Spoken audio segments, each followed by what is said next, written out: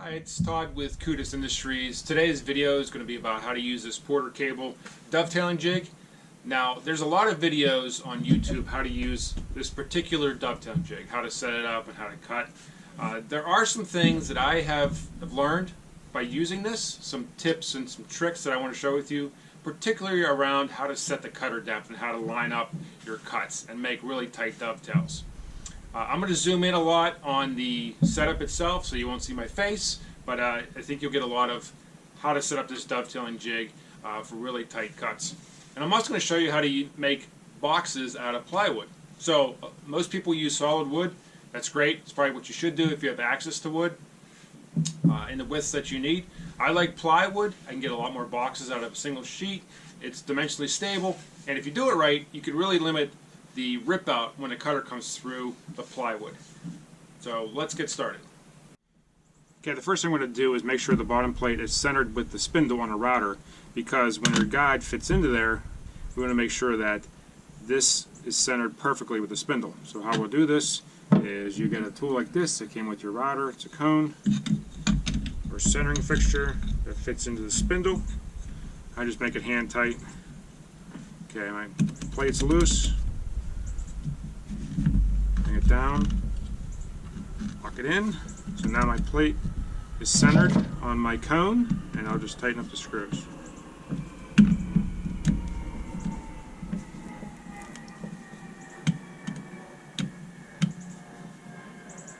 Okay, so now that should be centered perfectly with my cone. Okay, what we're going to do next is set up our cutter bit in the router. Now, tails are the straight-sided on the template, the pins are the angled-sided. So, one way to remember that is the cutter for the tails is a dovetail cut. So it's angled cutter, straight sides, and then for the pin, it's a straight cutter and angled sides. You will never have an angled cutter with an angled side or a straight cutter with straight sides. It's always angled cutter, straight sides on the fixture, and straight sides on the cutter and angled sides on the fixture. So always start with your tails on your dovetails, because the tightness can be adjusted when you cut your pins. So always start with your tails, do all your tails first, and we'll go over to set up the pins. Okay, my bit's in a router, so I'll just put the guide on, and the guide does fit nicely right into straight slots on the fixture. So it's a 3/4 guide. It goes right into your bottom plate, and then the nut goes on the underside. Hold it in there. Okay, so now our router's set up. We've got the guide, the bit, and then we'll go over to the fixture. Okay, now we're going to set up our tails. Now on the manual, you line up this line with the joint. So I got that lined up both ends fairly well. And then you want to adjust your stop over here. Now you want this piece of wood centered between these pins, right? So you have equal amounts on each side of the pins. The way I use calipers, so I just stick my caliper in there and I take a measurement. So call that 170, and then on this side a little less than 170.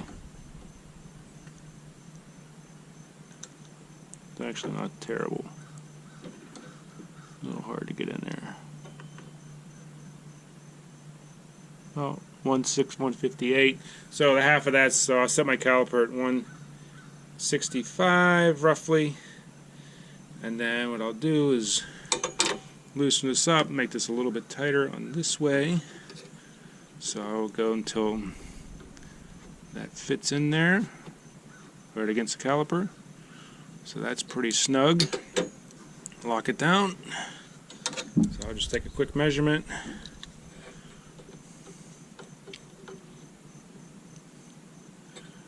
Okay, 164 roughly, and then here,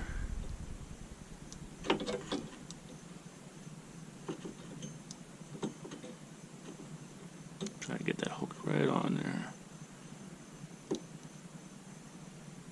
Right, a little bit off. Yeah, about the same, so about 163, 164. So that's pretty well centered. So I'll just take my stop, put it up against there, and tighten it down. Now, because that's perfectly centered, here we go, it's nice and tight, I can just start cutting tails, all my tails. Okay, we're all set up for the cut. So this is my actual board. Here's my backboard to limit the rip out on this side, and then I put a sacrificial board on the front to limit the rip out on this side. So I got the main boards in the middle, sacrificial, sacrificial. So I'll make my cuts, then after each cut I will take this board out and slice it off to give me a fresh surface on both ends. Okay, now we're going to set the cutter depth. Now you'll notice in the manual it says that the depth stop should be 3/8 below the bottom template. This is true for all templates. See that your depth stop, how you set your cutter, is always 3/8 below the template. Now that is not true. That is only true for half-blind dovetails. For through dovetails, it all depends on the thickness of your material. Because if you have 3/4 inch plywood, like I have here, a 3/8 depth of cut won't get you all the way through. It'll get you halfway through. So I'll show you how to set up the depth. We're actually going to set it the thickness of the pin board, which is the same, 3/4 of an inch, plus about a 64th. So I want this cutter to be just below this thickness. So this board represents my pin board. In this case, my pin and the tails are the same thickness. So I want that to come just a 64th below that. So there it is, right there. That's barely cutting through. You kind of see it here. That's perfect. Again, the depth of cut on the tails should be the thickness of your pin board, and on the pins it's just the opposite. The depth of cut will be the thickness of the tail board. Okay, now that everything is set, we're going to go ahead and put the pieces in and make our cuts. So again, the board that will be my actual side for the tails will be against the jig, and then I got a sacrificial board on the outside. So right there, the darker color wood's my actual board I'm going to cut, and the sacrificial board's on the outside. And I'll put a sacrificial board on the top as well. So that limits the rip out on the back side and the front side of my sideboard, which is my tail cut. So got everything lined up here. We're going to lock it down, and then we're going to start making cuts with the router. So remember, the router bit's been set, the depth, so I'll just plunge down and then start cutting in there. So I do 2 passes. I'll go through a rough pass just like this, and then I'll come back around and clean up on the second pass. Okay, so finish the cut. I'll take it out here and show everybody what it looks like. And this actually came out really well. You'll see the clean lines on the cut on the dovetails. So there's my sacrificial. Look at that. Looks pretty good. So I'll flip that board around and do the other side. So you notice I just took my sacrificial board and flipped it upside down. I'll go ahead, after this cut, I'll cut fresh edges on that sacrificial board, so that'll get me set up for my next board. But again, just locked it in there, doing a rough pass here, and then on my way back through, do the cleanup cuts, and I'll pull it out here, and you'll see that it looks pretty good, even with plywood. See those fresh edges? No rip out. So it works well. Okay, so now I got the pin template set up. So here's pins. I got the cutter on my router set up. I changed over the bit and I changed over the guide. So now, get this in the camera shot. So I got a straight bit, and I got the smaller guide. So that's that. And then what I did is I took on my board, my pin board, I marked a center line with my caliper, so the distance from this edge to the center and this edge to the center is the same. Then I took a 1/2 inch off of this. So again, this is in the middle, then I took a 1/2 inch and I scribed a line on either side of the center, and I'll show you why here in a second.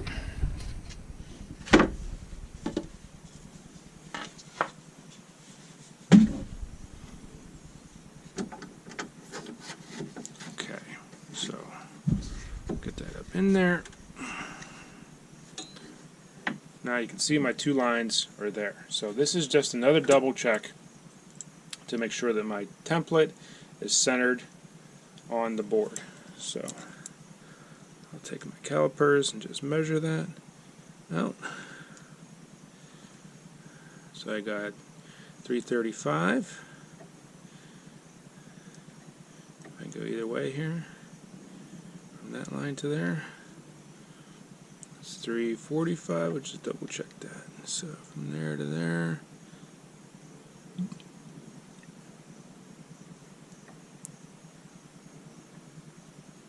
I'll say that right there. Okay, 335. And from here to this line,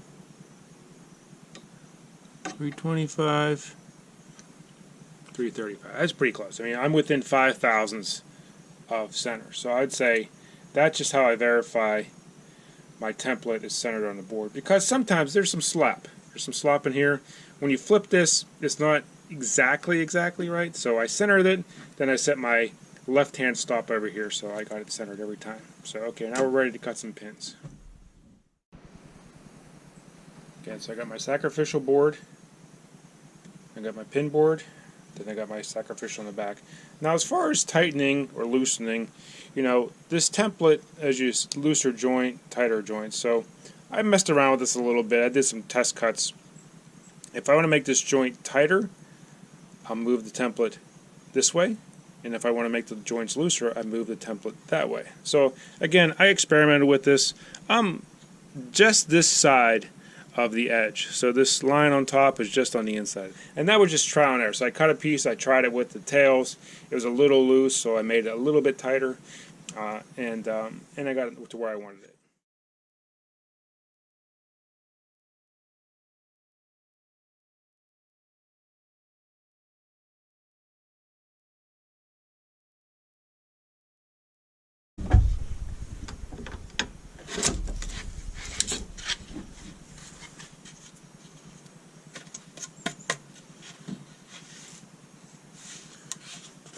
This will sand off. There's just some edges here. That's not bad, but overall it looks pretty good. Now that I have all the pieces cut here, I just lay them out where they're going to go, and you'll see the bottom board there. So there's my tails are all cut in the sides, and then the pins are on the front and back. And you'll notice the groove. So I'm using 1/2-inch plywood for my drawer bottom, and so I put my groove 1/4 inch up from the bottom and 1/4 inch deep, and that's a 1/2 inch wide groove, a little bit more to fit the plywood. So I lay my pieces out just to make it easier when I'm putting together. And then you'll see I'm using, this is Tite Bond 3 wood glue. So I spread that on the dovetails with the acid brush, just a very small paintbrush. So I put that on there. Some guys just use a drop of glue in the bottom of the dovetail. I go a little bit more. I do the sides of the dovetail and the sides of the pins. And then I put it on both surfaces, the pins and the tails, and I'll tap it together. You see it's a pretty nice fit. And just use a damp rag to wipe off any excess, and that works really well. So here I'm sliding the bottom in, just tapping in place, make sure it's in the bottom groove, and here's a better shot. You can see me spreading that glue with that acid brush. So, and then I did the tails, and then I did the pins, and here's the tails. So I'll just spread it both sides, and you'll see me tap the center. So it actually turns out pretty good. And at the very end then, wipe it off real nice, and then put my clamps on. And then you'll want to check for square. So you check diagonally across the top of the box with a tape measure, make any adjustments if it's not perfectly square, and then put your clamps on and let it dry. I let mine dry overnight typically. Okay, now we got the box built, and we're going to take care of this top edge, which is plywood, which most people don't want to see. And what I use is this pure edge veneer banding. So it comes in a band like this. It's glue on. You just use an iron and you press it on, then you trim it. So I'll show you how to use this. It's a pretty nice product. It comes in different styles. I'm using maple. So I'll just roughly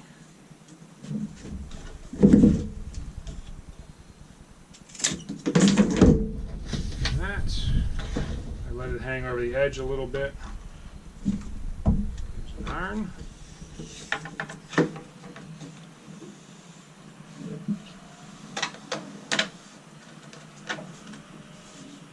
This material is 7/8 of an inch wide. The plywood is 3/4, so it overlaps both sides of the plywood, which is real nice. If I can trim it, then I just take a piece of wood, just press it down behind the iron.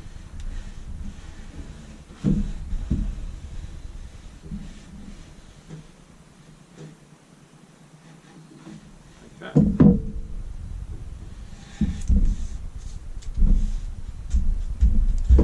do the other 3 sides. So here I got the other 3 sides to do, so I'll just use that same process as the first side, just trim it roughly to length and then glue it down with the hot iron. I think the iron's on like a cotton setting, and then use a fair amount of pressure to press down, and then it adheres right away. I just use a hardwood stick afterwards just to press it while it's cooling, but this stuff is pretty good. It sticks right away. And then once it's all glued down, you see I have all 4 sides there, I'll start trimming. So I just trim with a razor knife. So it's a sharp knife. I just run along the edge of the sides of the box and then trim off the excess. So it's about a 1/16 overlap on either side, so not too much. So I'll trim it with the razor knife here on the edges, and then what I'll do is I'll take that orbital sander that you see on the table there, and I'll just sand the top and the edges to take off any sharp little burrs or splinters that are coming out. And actually it comes out really nice. So just, you see me trimming all the edges here, see these little strips coming off, and then I'll take that sander and just sand it all. That's 120 grit sandpaper that I'm using on the sander. To the tops, roll the edges, and then it's ready for stain. In this case, I'm going to paint these, but you could also stain this material and then varnish it, or if you just want to spray these boxes with clear varnish, you could do that too after sanding. So